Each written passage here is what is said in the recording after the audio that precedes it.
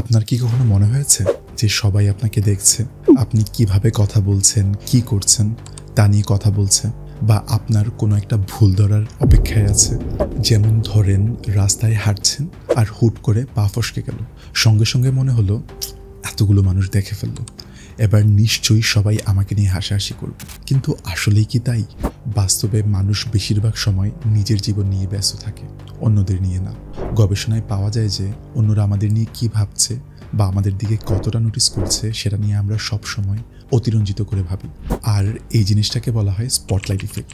মানে আমরা মনে করি যেন একটা স্পটলাইট আমাদের উপর সব সময় পড়ে আছে, সবাই আমাদেরকে দেখছে, আমাদেরকে বিচার বা জাজ করছে। সাইকোলজিস্টরা এটা নিয়ে একটা দারুণ এক্সপেরিমেন্টও করেছিলেন।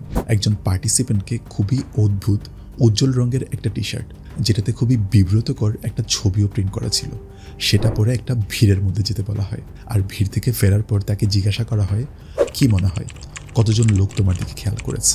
সে বলে, কমপক্ষে 50% লোক তো আমাকে দেখেছে। কিন্তু গবেষকরা যখন সত্যিকারের সংখ্যা বের করেন, দেখা গেল মাত্র 20% মানুষই তার দিকে লক্ষ্য করেছে। তার মানে আমরা যে কোনো সোশ্যাল সিচুয়েশন বা স্টেজ পারফরমেন্সের আগে আমাদের মধ্যে যে অস্বস্তি বা চাপ তৈরি হয়, তার একটা বড় কারণ হলো এই স্পটলাইট ইফেক্ট। মানে সবাই আমাকে দেখছে, এই চিন্তা। বাস্তবে মানুষ তার নিজের জীবন নিয়ে এত ব্যস্ত থাকে যে অন্যদের নিয়ে তারা এত ভাবেই। আর তাদের ক্ষেত্রেও কিন্তু এই স্পটলাইট ইফেক্ট কাজ করে, কিন্তু আমরা আসলে এটা মনে রাখতে পারি না। তাই অন্যরা কি ভাবছে বা ভাববে এটা নিয়ে এনার্জি নষ্ট না করে সেই এনার্জিটা নিজের প্রোগ্রেস, নিজের গ্রোথ বা জার্নির দিকে দিন। একবার এই সত্যটা বুঝতে পারলে দেখবেন আপনার লাইফে কেমন একরকম শান্তি চলে আসবে, যে আরে মানুষ তো আসলে আমাকে নিয়ে অতটা ভাবেই না যতটা আমি আসলে ভাবি।